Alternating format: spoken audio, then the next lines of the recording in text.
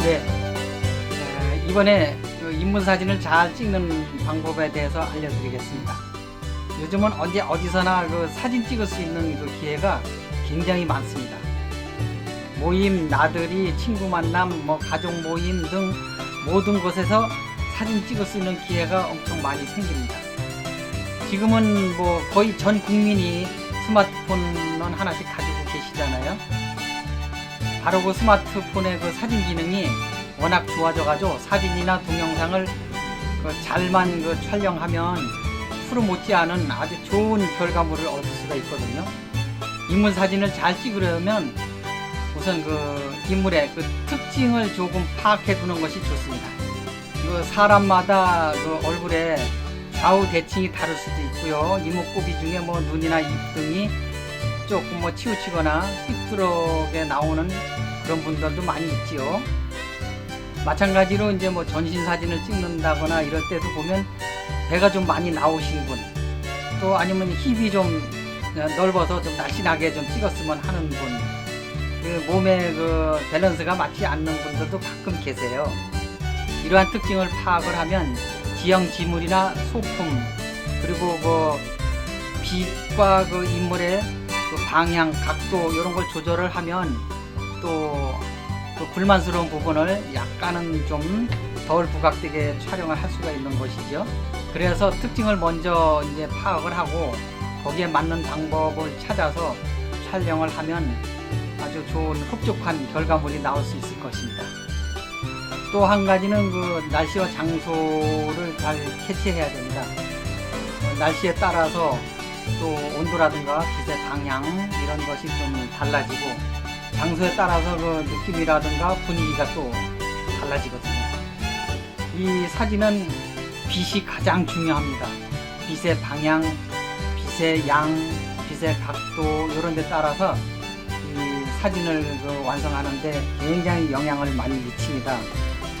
날씨 중에 시간에 따라서 또 기온에 따라서 그 색감이라든가 밝기가 좀 약간 변할 수도 있습니다. 사진 전문가들이나 DSLR 카메라를 사용하시는 분들은 뭐 이 빛에 아주 민감하기 때문에 이 측광이라든가 뭐 역광, 직광 뭐 이런 각도 이런 거를 굉장히 예민하게 생각해요. 그래야 그 원하는 사진을 만들어낼 수가 있으니까. 그렇지만 이제 스마트폰에서는 이 스마트폰 자체가 모든 빛이라든가 색감 등 이런 것들을 받아들인 뒤에 최적화되게 자동으로 다 맞춰줍니다. 그래도 이 스마트폰으로도 좀 자기가 의도하는 생각대로 사진을 만들려면은 스마트폰에도 이거 수동 기능이 좀 들어있는 게 많이 있어요. 사진 설정에 들어가서 뭐 작은 부호라든가 또 글씨로다 작게 많이 표시가 되어 있어요. 그걸 보면서 하나씩 눌러가면서 촬영을 해보면 금방 어떻게 변화되는구나, 어떻게 찍으니까 어떻게 나오는구나 하는 거를 금방 이해하고 습득할 수가 있습니다. 또 한 가지는 이제 인물을 설정하고 촬영을 하고자 할 때 그 배경, 특히 그 배경이라든가 인물 주위에 거슬리는 그 그림이나 사물들이 있을 거예요.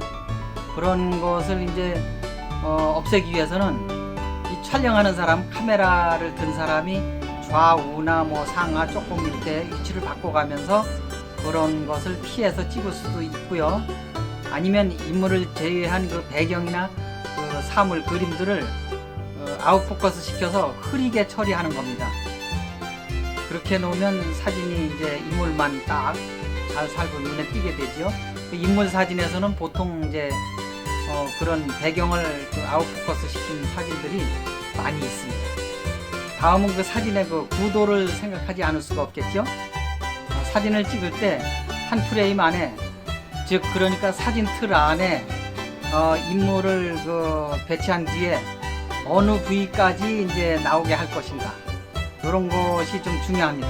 뭐 상체만 넣을 것인가, 아니면 뭐 전신을 넣을 것인가, 아니면 또 어느 부위를 좀 무릎 쪽이나 어디를 하체를 좀 잘라서 이제 넣을 것인가, 이런 거를 생각을 하고 설정을 해야 합니다. 여기서 조심해야 할 것이 있습니다. 그 다리나 무릎, 허리, 목 가까운 부분, 이런 부분은 될 수 있으면 자르지 않아야 됩니다. 인물의 그 관절 부위를 자르면 그 많이 그 불편하고 보기가 안 좋은 불안한 사진이 될 수가 있거든요. 자를 때 발목이나 무릎 이런 데를 자르지 말고 하반신을 잘라야 할 때는 이제 뭐 발목과 무릎 사이 이런 곳 아니면 무릎과 그 허리 사이 그러니까 허벅지 근처라든가 그렇게 자르는 게 낫고 그 상반신을 좀 잘라야 된다 그러면은 이제 허리와 가슴 사이 같은 데를 잘라야 되고요. 그리고 표정이나 얼굴 뭐 이런 사진을 찍는 그 부분에서 옛날 같으면 머리 윗부분 같은 데를 자르질 않았습니다. 근데 지금은 머리 윗부분도 약간씩 잘라도 그 표정이 그 전달하고자 하는 느낌이라든가 감정에 지장이 없습니다. 그런데 여기서도 조심할 것은 머리 윗부분을 자를 때는 이마 쪽에 약간의 그 머리카락을 남겨두고 자르는 것이 좋습니다.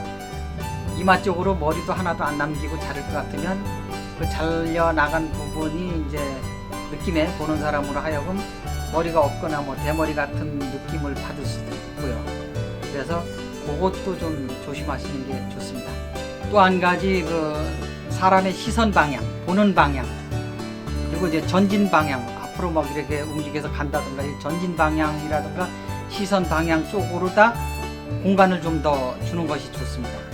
그 후방 쪽으로 그러니까 뒤쪽으로 공간을 적게 주고 시선 방향을 좀 더 줘야 이제 앞에 공간이 있고 앞으로 가는 느낌이 들고 더 편안한 사진이 될 수가 있습니다. 그러나 지금은 뒤쪽으로 공간을 좀 많이 주는 그런 사진도 많이 시도하고 있습니다. 뒤쪽에 이제 뭐 여운을 좀 남길 수 있다든가 느낌을 뭔가 좀 줄 수 있다 이러면 그런 사진도 괜찮은 것 같아요. 또 한 가지 이제 사진 찍는 사람의 카메라 워크도 조금 알아두시면 좋을 것 같아요. 만일에 이제 카메라를 밑에서 약간 밑에서 위로 찍으면 좀 다리가 길어 보이고 키도 커 보이고 그럴 수도 있고요. 반대로 이제 위에서 약간 내려 찍는다고 하면 좀 키도 작고 짧아 보일 수 있겠죠. 그런 거를 좀 이용해서 사람마다 특징을 봐가지고 그런 걸 조금 더 보기 좋게 찍어주면 좋겠죠. 그리고 한 가지 또 알아두시면 나쁘지 않을 것은 모든 빛을 받아들여서 이제 영상을 맺히게 하는 그 렌즈가 사람의 눈과 가장 가까운 시야각을 가지고 있는 렌즈가 표준 렌즈예요. 보통 뭐 DSLR 카메라 같은 데는 이제 뭐 한 50mm 정도가 이제 표준 렌즈고요. 그러니까 사람이 보는 그 시야 각도하고 이제 비슷하고요. 또 스마트폰 같으면은 이제 그 사진 설정에 들어가서 이래 보면 터치하는 부분 바로 위에 작게 나무 그림으로 3개짜리, 2개짜리, 1개짜리 이렇게 아마 있을 거예요. 아마 그 가운데 있는 것이 가장 이제 표준이라고 보시면 될 거예요. 그 인물 사진 찍는 데서는 표준으로 찍는 게 좋고요. 특히 광각은 쓰지 않는 것이 좋아요. 약간의 그 찍어 놓으면 왜곡이 생겨요. 왜냐하면 광각 렌즈는 이 좁은 공간에서 넓게 많은 것을 이제 보이게 찍기 위해서 만들어진 렌즈이기 때문이에요. 그리고 망원 렌즈는 아시다시피 이제 먼데 있는 것을 쭉 당겨서 뭐 가까이 더 크게 보이게 찍는다든가 이런 용도로 쓰는 거죠. 그래도 사진은 많이 찍어보고 그 사진을 보면서 내가 생각한 대로 찍혔나 아니면 내가 생각한 대로 안 찍혔는데 이건 뭐 때문인가 이걸 알고 다시 찍어보고 이렇게 해서 많이 찍어보고 또 한번 이렇게 체크를 해보고 알아보면 가장 빨리 이해가 되고 쉽게 사진 잘 찍는 사람이 될 수가 있습니다. 그래서 사진 몇 컷을 보면서 인물 사진에 대해서 이제 설명을 드리겠습니다. 이 사진은 가수 신성민이라는 가수인데요. 얼굴을 너무 크지 않으면서도 표정을 좀 살려 찍은 사진인데요. 몸 쪽에 이제 자켓이 너무 눈에 띄고 많이 보이면 색깔이라든가 또 면적을 많이 차지하는 자켓 쪽을 조금 더 가려야 하기 때문에 이 넝쿨 그 식물 나무 잎을 이용해서 이 몸 쪽을 좀 가렸습니다. 그리고 이제 얼굴 표정을 살리기 위해서 뒤쪽은 약간 이제 아웃포커스가 됐고요. 그러다 보니까 볼 때 얼굴 표정부터 이렇게 시선이 가는 그런 사진이 되겠죠. 이 아이 사진은 바지 쪽이 그 내복같이 좀 보기 싫은 옷이라고 해서 그 옷을 좀 가려주기 위해서 개나리꽃 뒤에다가 이제 아이를 세우고 사진을 찍었더니 이 꽃이 예쁘게 바지 쪽 하반신 쪽을 가려주면서 이 아이의 상반신만 살려주고 그리고 꽃도 더 많이 보이고 이렇게 돼서 이 사진 역시 하체 쪽 보기 싫은 부분을 꽃으로 가림으로 해서 그 부분을 은폐한 사진이 되겠습니다. 이 사진은 어린 아기를 둔 가족 사진인데요. 보통은 이제 아기를 엄마가 안는다든가 또 아빠가 안는다든가 이런 식으로 이제 사진을 많이 찍죠. 근데 이런 사진을 찍을 때는 그 중에 통통하다 이런 분이 뒤쪽으로 배치를 시키고요. 그리고 지금 이 사진에서 보면 아기가 아빠 쪽에 이렇게 이제 걸터서 엎드려 있어요. 아빠 배 쪽이 약간 보기 싫은 부분이 있어서 엄마와 아빠를 걸쳐서 포즈를 잡게 하고 표정들을 이제 잘 잡았을 때 사진을 찍음으로 해서 좀 더 다정한 가족 사진이 되었죠. 네, 이 사진을 보면 이 손으로 턱을 괴고 있죠. 아, 저 사람은 손으로 턱을 괴고 있구나 하는 느낌이지만 사실은 이 목에 주름이 많아서 주름도 가릴 겸 이렇게 포즈를 만들어 본 것입니다. 이 사진이 중요한 것은 빛의 그 방향, 각도 등입니다. 이게 사람 또 표정도 얼굴도 약간 각을 달리 했지요. 이 인물은 정면에서 찍었을 때 얼굴 아래쪽이 통통하고 얼굴 위쪽이 좁은 편입니다. 이 사진을 좀 더 균형 있게 찍기 위해서는 얼굴을 약간 틀고 시선은 정면을 보게 했습니다. 그리고 빛은 옆쪽에서 대각선으로 비치게 해서 한쪽 볼, 그러니까 비치는 반대 방향 쪽에는 그늘이 지게끔 만들었습니다. 보는 사람의 시선이 그늘진 쪽은 무시하게 돼 있고요. 밝은 쪽으로 이제 시선이 집중되게 돼 있음으로 해서 밝은 쪽 얼굴 위주로 판단을 하게 되니까 얼굴이 더 균형이 있고 좀 더 예쁜 사진이 될 수가 있었습니다. 이 사진은 한복 모델 사진을 찍은 것인데요.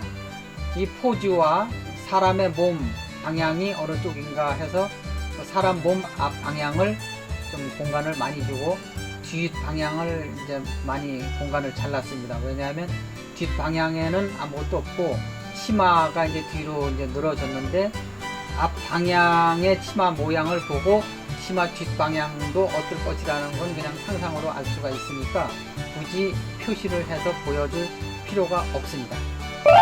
이 사진 역시 모델 사진인데 빛이 옆에서 비치고 있죠. 반역광 사진인데 좀 명암의 차이가 나므로 좀 더 입체적으로 보이는 사진이 될 수가 있습니다. 이런 사진의 특징은 역동적인 사진을 찍는다든가 사진을 찍는데 약간의 밋밋한 느낌이 든다든가 이럴 때는 이런 반역광을 이용해서 사진을 찍으면 좀 더 입체적인 사진을 만들 수가 있습니다.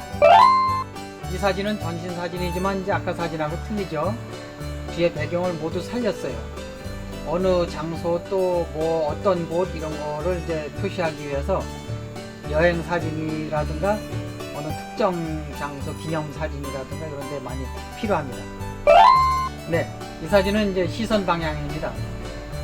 광주리를 이고 있는 표정이거든요. 그러니까 앞쪽을 많이 살려서 광주리 모형도 살리고 또 시선 방향 공간도 살리고 그렇게 촬영을 한 거죠. 이 광주리가 뒤는 잘리고 사람 몸도 뒤가 잘렸지만은 광주리 앞을 공으로 해서 뒤는 어떻게 생겼다는 거 벌써 인식을 할 수가 있고요. 이 사진 역시 두 사람의 인물이지만 보고 있는 것은 뭐 스마트폰이겠지만 이 방향에 따라서 공간을 줄 때 시선 방향, 그러니까 앞쪽과 또 위쪽, 약간 위쪽으로 보고 있는 그런 모형이니까 위쪽과 앞쪽을 많이 공간을 주어가지고 시선 방향을 많이 살린 그런 사진입니다. 이 사진은 전진 방향인데요. 지금 역동적이면서도 굉장히 빠를 것 같은 느낌을 받기 때문에 앞쪽 공간을 좀 많이 줬습니다. 그래야 이제 이 사람이 한 발짝 뛰어도 어디 부딪힐 것 같은 그런 느낌이 안 들고 좀 더 공간이 있음으로 해서 편안한 사진이 됐죠. 이 이 사진은 여럿이 페달을 밟고 갈 수 있는 자전거 사진인데요.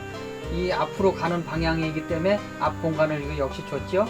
이게 앞 공간을 안 주고 이렇게 바짝 잘라버리고 뒤에 공간을 줬다 그러면 뭔가 부딪히는 것 같은 느낌이 들고 좀 답답한 사진이 되니까 이 앞 공간을 줬기 때문에 좀 그래도 보는 사람으로 하여금 시원하고 편안한 느낌을 줄 수가 있습니다.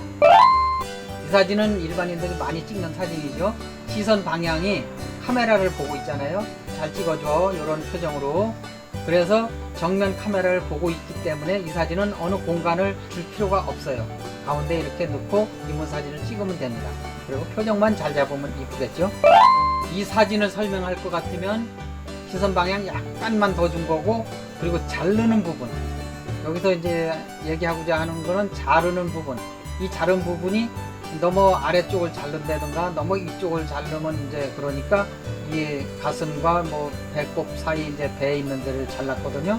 이렇게 자르는 것이 그래도 사진은 편안합니다.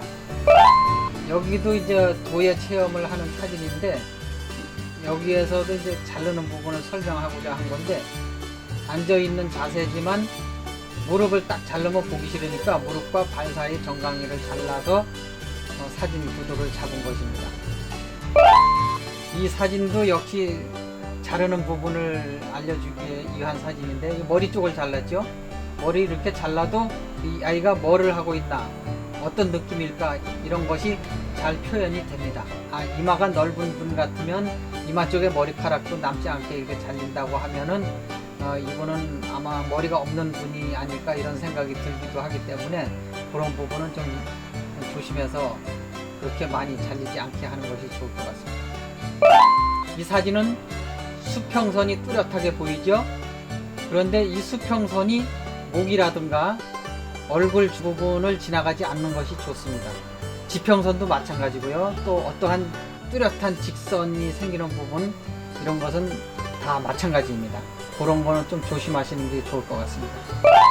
이 사진은 카메라 자세를 완전히 낮춰서 쪼그려 앉은 것보다 더 낮은 자세로 촬영을 한 것이라 하체 쪽이 많이 길어 보이고 또 키도 좀 커 보이는 느낌이 있죠. 반면에 카메라가 약간 위쪽에서, 그러니까 인물보다 더 높은 쪽에서 내려 찍는다고 하면 키도 약간 작아 보일 뿐 아니라 약간 조금 답답한 느낌이 들 수도 있을 겁니다. 카메라 자체가 이렇게 움직여서 인물을 변화시킬 수 있다, 이런 점도 좀 알아두시면 좋을 것 같아요. 이것은 광광렌즈로 촬영을 한 것입니다. 광광렌즈로 찍었을 때 어떤 변화가 생기는가 하는 것을 알려주기 위해서 요거를 이제 일부러 만든 건데요. 광광렌즈로 찍으니까 어떻습니까? 양 가에 보면 바로 표시가 나죠. 양 옆에 이 기둥 같은 부분이 원래 일자인데 광광렌즈로 찍으니까 이렇게 휘어 나오지 않습니까? 그러면은 이제 인물도 요 같은 선상에 위치가 된다면 인물도 보이지 않게 통통하게 나오는 그런 느낌을 받겠죠. 그래서 이 광광렌즈를 찍으면 이렇게 왜곡이 된다, 이런 거를 이제 알려드리기 위해서 그거를 좀 표시를 했습니다. 네, 이제는 누구나 쉽게 사진을 찍을 수 있고 SNS나 데이터를 통해서 아주 쉽게 사진을 주고받을 수가 있습니다. 지금까지 설명 중에 단 한 가지라도 촬영하실 때 응용하셔 잘 찍은 사진들로 좋은 추억 남기시기 바랍니다.